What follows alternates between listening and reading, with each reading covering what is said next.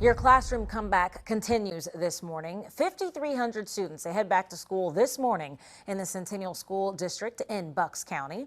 At William Tennant High School in Warminster, students returned just moments ago. You can see them walking into those doors. And what a sight, because we haven't seen this in more than a year. So students returned. While some districts in the county continue to debate the use of masks, here they are mandatory for all students and staff in Centennial schools.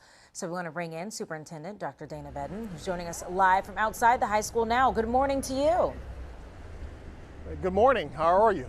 Oh, how are you is the question. It feels like it's been so long since we've been able to say happy first day of school in person.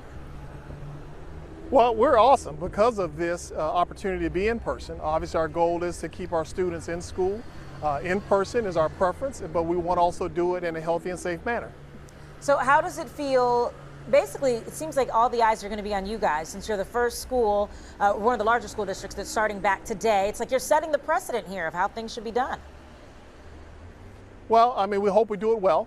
We hope we do a good job. I believe our team, our staff, our teachers, our custodians, our nurses, everyone has worked hard. Again, our goal will always be to try to keep our students in person in a healthy and safe manner. That ultimately we believe is the best place for our students, but we also know that health and safety is a priority and important. But we hope that we are a positive example for others. And it's interesting when you say, especially an example for others, because as you know, you guys are in Bucks County, and Bucks County has been in the news because a lot of other school districts in the county are making their decision about masks. You guys decided to go along with the CDC, the Pennsylvania Department of Health, and the Pennsylvania Department of Education by requiring face masks. So what are your thoughts on some of the other districts that are saying, you know what, we're going to make it optional still, despite the fact this has been the official recommendation? Well, you know, I don't dare try to give an opinion about someone else's decision and the nuances that happen in their school district, but we did decide by majority vote of the board, and the recommendation of an administration is not just me. We have a team of people who meet, look over the information, and make an informed decision and recommendation to our school board. Not only the CDC, but you know, the PA Department of Health, the PA Department of Education, now Bucks County Health Department, but also we also look at the information from the American Academy of Pediatrics. And you know, this year, what's different from last year's, we actually have all of them in alignment with a recommendation. The challenge last year was always looking at a variety of information sources and seeing conflict. This is one time that is nice to start even with the U.S. Department of Ed, with everyone in agreement on what should happen.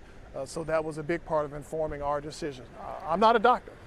You know, we were trained to be educators. I wish and hope that we can get back to more of focusing on teaching and learning, and not so much about trying to make decisions about things that are driven by medical research, and get our health providers and healthcare organizations all on the same page to tell us what is the right thing to do. It's divided a community, and if they're on the same page, it'll help us. And that's the thing, it has divided a community, and we're still seeing people discuss and talk about it. What is the plan then for the school district for, it's one thing to make the decision to say we're going to have everyone wear masks, but it's another to enforce it and make sure that folks are abiding by that. What's the plan then to make sure that kids are being safe and that they're keeping their masks on? Will there be consequences if they don't? Well, it's a board-approved health and safety plan, so it is a directive from the majority vote on the school board, and by law, and the oath, I am bound to abide by any adopted policies and procedures that are asked of me to implement by the school board.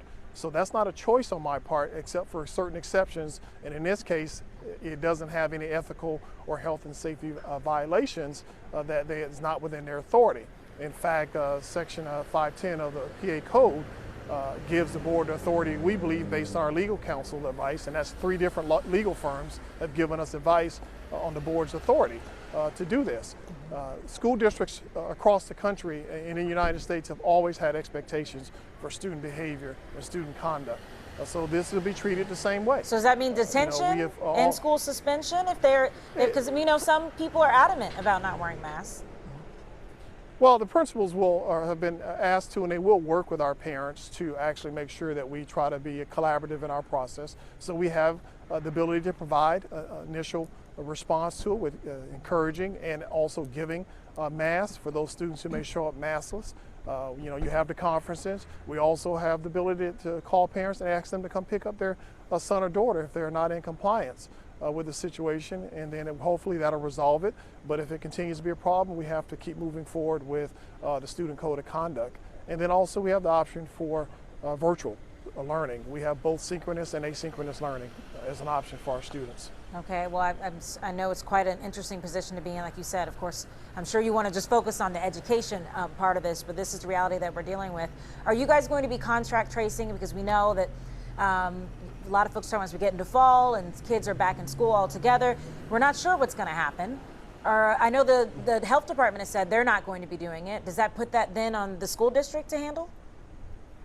Well, originally the health department said they were not going to be contact tracing with schools. They were focusing their resources on health facilities, as well as focusing their resources with some of the prisons and other things like that.